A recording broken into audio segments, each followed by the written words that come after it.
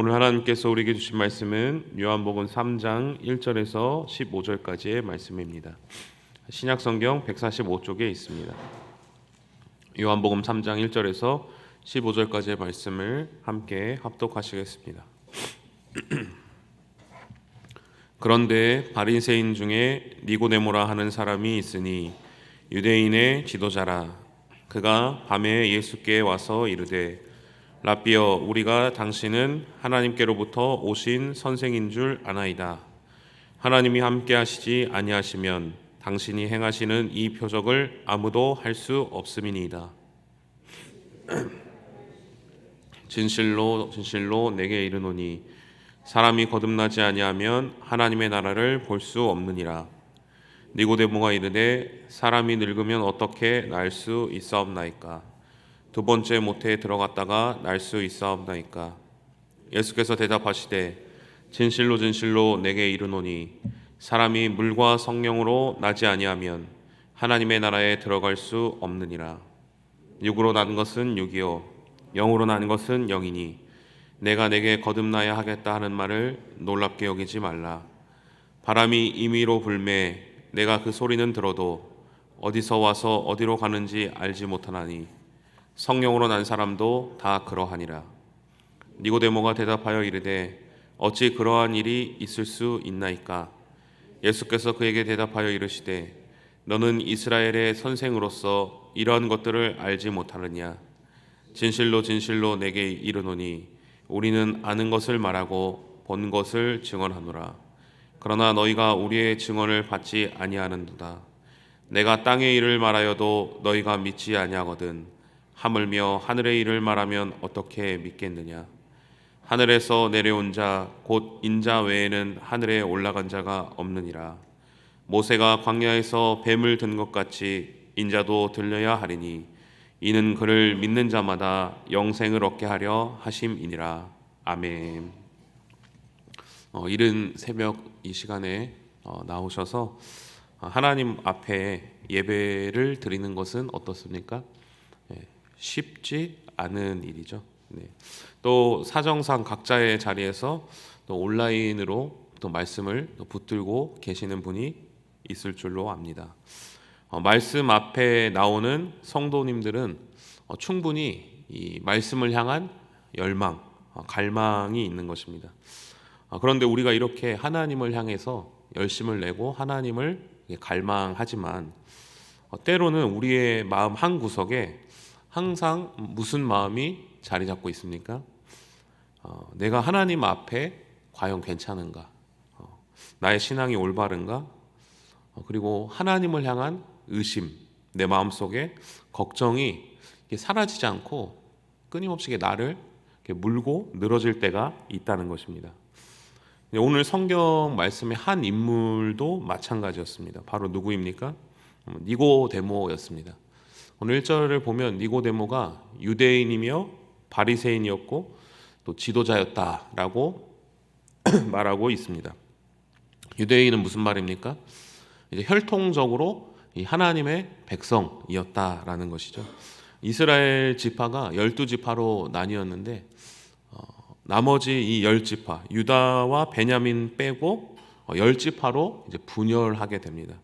그 이후에 이제 이방인의 침략으로 혼혈 정책이 이제 발현되면서 나머지 그 10지파는 이제 다른 이방인들과 좀 섞이게 되는 것이죠.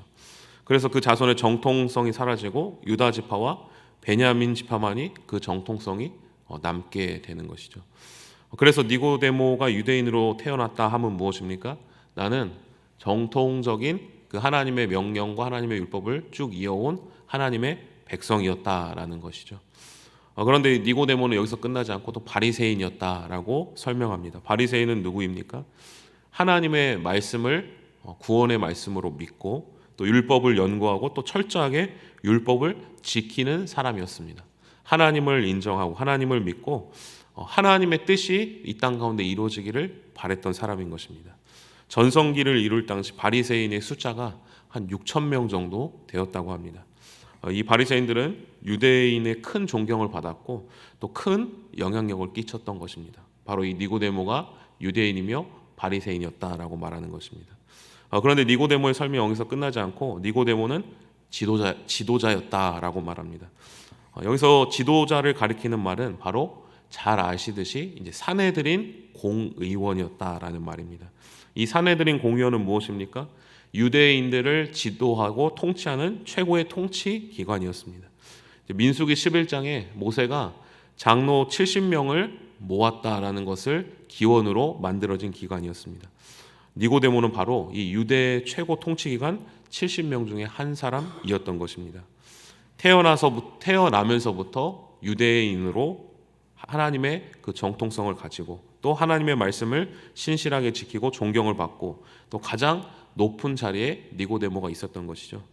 그런데 이 니고데모의 마음속에 가장 하나님을 잘 믿는 자리에 있었던 것 같은 이 니고데모의 마음속에 무슨 마음이 듭니까? 그 누구에게도 털어놓지 못할 고민하고 있는 정말 하나님의 구원이 무엇인가? 하나님을 믿는다는 것이 무엇인가? 하나님을 향한 확신이 이 니고데모 안에서 흔들리고 의심이 그 마음속에 들어오게 된 것이죠. 우리 사랑하는 성도님들, 우리도 때로는 니고데모와 같은 모습을 갖고 있지는 않습니까? 니고데모와 같이 정말 우리가 하나님을 잘 따르고 하나님을 믿고 하나님에게 열심을 내고 있지만 우리 안에도 가슴 한켠에 하나님을 향한 의심의 마음이 드는 것입니다. 내 믿음이 올바른가? 정말 이 길이 맞는가? 정말 하나님이 나와 함께 하시는가? 이런 생각이 드는 것이죠. 그런데 성경은 그런 것이 이상한 것이 아니다. 그런 것이 당연한 것이다. 가장 훌륭한 신앙인조차도 마음의 흔들림과 의심을 가지고 있다라는 것을 보여주는 것입니다. 그렇다면 이 니고데모는 이러한 질문 속에서 이러한 자기의 마음이 흔들리는 속에서 어떤 행동을 합니까? 바로 밤 몰래 그 누구도 몰래 예수님께로 나아가게 되는 것입니다. 니고데모는 자신의 문제를 두고 답을 찾기 위해서 사람에게 가지 않았습니다. 바로 예수님께로 그 문제를 가지고 그 의심을 가지고 나아간 것입니다. 그리고 무엇이라고 합니까?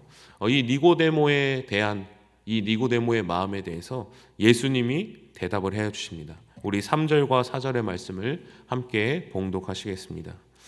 예수께서 대답하여 이르시되 사람이 거듭나지 아니하면 하나님의 나라를 볼 수 없느니라. 니고데모가 이르되 사람이 늙으면 어떻게 날 수 있사옵나이까? 두 번째 모태에 들어갔다가 날 수 있사옵나이까? 아멘. 예수님은 니고데모에게 말씀하십니다. 니고데모야, 네 마음에 의심이 있구나. 네 마음에 하나님 나라를 향한 확신이 없구나. 또 하나님 나라에 대해서 알지 못하는구나 라고 말하는 것입니다. 니고데모보다 훌륭한 신앙인이 있었겠습니까? 율법을 정말 사랑하고 묵상하고 또 그대로 살려고 했습니다. 하나님께 제사도 드렸고 또 선한 일에 힘썼을 것입니다. 그런데 니고데모 안에 무엇이 있었습니까? 하나님의 나라를 어떻게 볼 수 있을까? 정말 내가 하나님의 나라에 대해서 알고 있는가? 하나님의 나라에 대한 확신이 있는가? 이러한 의문이 있었던 것입니다. 우리의 신앙의 연차가 쌓여서 우리가 하나님에 대한 믿음이 쌓인다라고 성경은 말씀하지 않습니다. 우리가 성경에 대한 지식이 쌓이기 때문에 하나님의 나라에 대한 확신이 쌓인다라고 예수님은 말씀하지 않습니다. 우리가 매일매일 흔들리고 우리의 마음에 의심이 드는 것, 우리의 신앙이 길어지지만 그럼에도 불구하고 우리의 마음에 의심이 들어가는 것이 바로 우리의 연약한 본성이다라고 말하는 것입니다.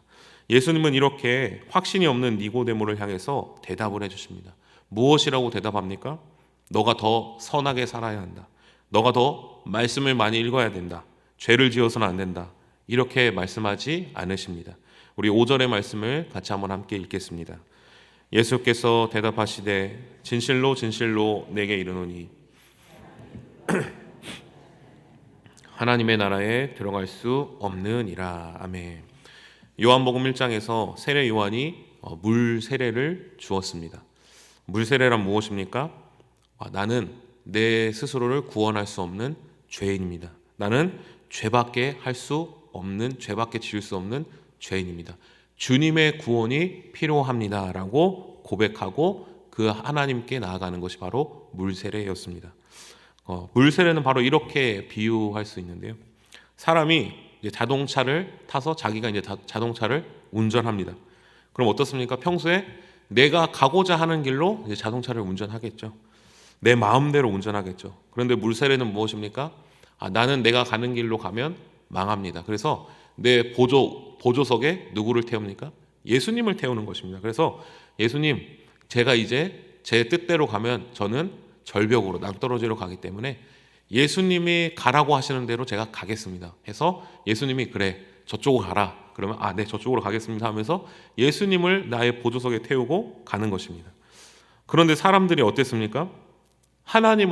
예수님을 나의 보조석에 태우고 가는데 예수님이 저쪽은 낭떠러지니까 이쪽으로 가라 하면 그쪽으로 갑니까? 예수님이 말씀하시는데도 아니요 저는 절벽으로 가겠습니다 하면서 절벽을 향해서 나아가는 것입니다. 내가 예수님을 모셨다고 하면서도 내가 예수님을 믿는다고 고백하면서도 예수님의 제자라고 하면서도 예수님의 말과는 다르게 다른 길로만 그냥 가는 것이죠. 그래서 하나님을 믿는다고 하지만 예수님을 믿는다고 하지만 내 마음속에 의심이 자리 잡고 나의 삶 속에서 하나님의 나라가 이루어지지 않는 것이죠. 그런데 오늘 예수님께서 니고데모에게 무엇이라고 말씀하십니까? 성령, 물과 성령으로 너희가 구원을 받는다. 성령의 세례가 등장한 것입니다. 그것은 무엇입니까? 내 보조석에 앉아 계시던 예수님을 나의 운전석으로 모시는 것입니다. 내가 바로 보조석으로 가고 예수님께 나의 운전대를 맡기는 것이죠. 예수님이 나의 삶의 운전자가 되어주시는 것, 나의 전 주권을 맡기고 성령으로 나의 마음을 충만하게 하는 것. 나는 내 마음에 의심이 들지만 나는 세상으로 나아가려고 하는 이 소욕을 온전히 성령 하나님께 맡겨드리는 것이 바로 성령의 세례인 것입니다. 그래서 우리의 삶은 무엇입니까? 우리의 삶은 항상 하나님을 의심하고 우리는 아무리 하나님을 열망하고 갈망하더라도 우리의 삶은 나의 삶으로 세상으로 나아갈 수밖에 없는 것입니다. 그러나 하나님의 성령을 사모하고 하나님의 성령으로 충만할 때 그 성령님이 우리 안에 있는 세상의 소욕과 나의 마음과 정욕을 죽이고 나의 의심과 불심을 깨끗하게 불태우시고 하나님의 나라를 향하여서 나의 삶과 인생을 인도하여 주시는 것입니다. 그래서 예수님은 니고데모에게 말씀하신 것입니다. 성령으로 충만해야 된다. 성령을 경험해야 한다. 그러자 니고데모가 예수님께 묻습니다. 이 성령이 어떻게 우리에게 임하십니까? 예수님이 대답하십니다. 우리 14절의 말씀을 같이 함께 봉독하시겠습니다. 모세가 광야에서 뱀을 든 것 같이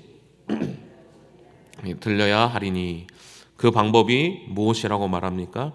민수기 21장에 놋뱀을 나무에 매달아 그것을 본 자가 다 산 것처럼 예수 그리스도가 십자가에 못 박혀 죽으신 그 은혜로 말미암아 그 예수 그리스도의 십자가를 바라볼 때 나의 죄를 내려놓고 그 예수 그리스도의 십자가 앞에 나의 모든 죄를 내려놓을 때 그 예수 그리스도가 나의 죄를 위하여 죽으심을 믿을 때 성령 하나님께서 우리의 마음과 심령 가운데 임재하여 주신다는 것입니다.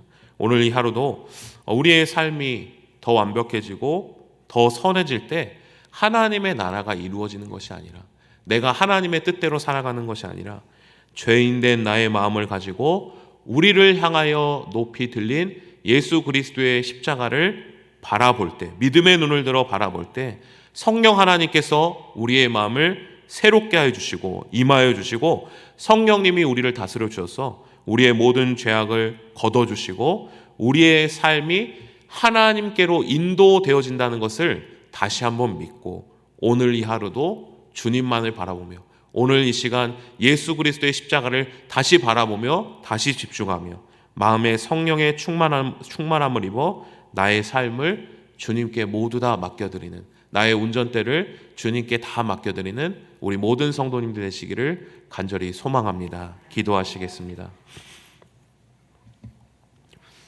하나님 아버지, 오늘 주님 앞에 나와 다시 그 예수님의 죽으심과 부활하심을 다시 한번 기억하고 바라보게 하시니 감사합니다. 우리의 열심과 신앙의 자리 뒤에 숨어있는 두려움과 흔들림을 주님께서 이미 알고 계심을 고백합니다.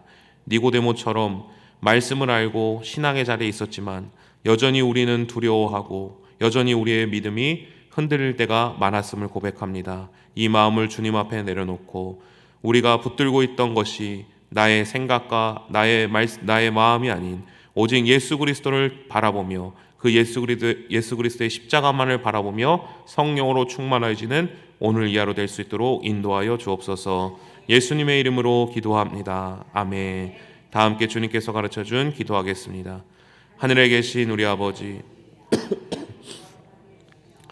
아버지의 나라가 오게 하시며 아버지의 뜻이 하늘에서와 같이 땅에서도 이루어지게 하소서.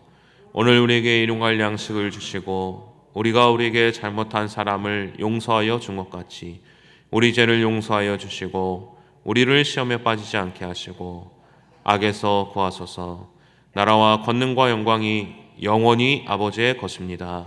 아멘. 우리 이 시간 계속해서 기도하실 때 오늘 주신 말씀 붙들고 먼저 기도합니다. 오늘 하루도 예수 그리스도의 십자가를 바라보며 믿음의 눈을 들어 나의 마음 가운데 성령 하나님으로 충만하여지는 오늘 이 하루 될 수 있게 하여 주옵소서라고 함께 기도합니다. 또 오늘 성령으로 충만하게 하셔서 마땅히 기도할 바를 알게 하시고 모든 것을 합력하여 선을 이루시는 하나님을 경험할 수 있게 해달라고 선교 사역을 감당하시는 선교사님들의 영육을 강건하게 하시고 선교사님들의 가정에도 하나님의 평안과 기쁨이 넘쳐날 수 있게 해달라고 선교 사역에 필요한 모든 필요를 채워주시고 하나님께서 기뻐하시는 선교 사역 되게 하여 주옵소서. 선교사님들의 선교 사역을 통해 선교지가 복음화되게 하시고 그 땅에 교회가 세워지게 하시고 예배자가 세워질 수 있도록 인도하여 주옵소서. 이 시간 주님의 도우심을 간구하며 함께 합심하여 기도하시겠습니다. 하나님 아버지 은혜를 감사드립니다. 하나님 우리는 우리의 신앙의 연수 또 우리의 마음의 갈망 열망 또 우리의 행실로 하나님의 나라와 하나님을 소망하고 하나님의 뜻이 우리 삶 가운데 이루어지는 것이 아님을 고백합니다. 하나님 아버지 우리를 긍휼히 여겨주셔서 하나님 우리의 약함을 아시는 주님 앞에 또 그것을 꾸짖지 않은 주님 앞에 우리의 연약함을 들고 나아가오니 주님 아버지 우리를 굳게 붙들어 주시옵소서. 하나님 그래서 주님만을 소망하며 주님의 임재를 바라보며 나아갈 수 있게 하여 주시옵시고 닫혀졌던 우리의 마음 죽어졌던 우리의 심령 하나님 다시 한번 회복시켜 주시옵소서. 아버지 우리는 너무나 연약해서 이 세상을 살아가면서 너무나도 쉽게 세상을 향해 나아가고 그것이 우리를 하여금 죽는 길임을 알고서도 아버지 그 주님 하나님 연약함 속으로 나아갈 때가 너무나도 많음을 고백합니다. 하나님 아버지 우리를 긍휼히 여겨주옵소서. 우리의 영혼을 깨워주시고 오늘 이 시간 믿음의 눈을 들어 예수 그리스도의 십자가를 바라보게 하시고 우리의 죄악과 연약함을 고말하여 주신 주님의 그 은혜를 기억하는 시간 되게 하여 주옵소서. 하나님 아버지 그래서 주님의 죽으심과 부활하심을 다시 한번 우리의 마음 가운데 새기고 우리의 힘으로 할 수 없지만 내주하시는 성령 하나님의 충만하심으로 말미암아 이 땅 가운데 하나님의 나라를 꿈꾸며 우리도 예수님처럼 하나님의 사랑을 닮아 하나님 아버지 이 세상 가운데 하나님의 은혜를 온전히 전파하는 주님의 거룩한 성도들 주님의 거룩한 제자들 될 수 있도록 인도하여 주옵소서. 하나님 아버지 그 사랑을 온전히 전하게 하시고 하나님 땅 가운데 빛으로 살아낼 수 있는 힘과 능력을 더하여 주옵소서. 의심과 죄악에 억눌려서 살아가는 것이 아니라 우리에게 참된 자유함을 주시는 성령 하나님의 은혜가 우리의 마음을 새롭게 하게 하여 주시고 우리의 모든 죄악의 속박을 십자가 안에서 끊어내신 주님의 은혜가 우리의 마음 가운데 새로워지게 하여 주시옵소서. 그래서 오늘 우리의 영혼이 깨어나고 이 땅 가운데 하나님의 능력이 온전히 나타나며 하나님의 나라를 선포하며 담당해 나가는 저희 모두 될 수 있도록 인도하여 주옵소서.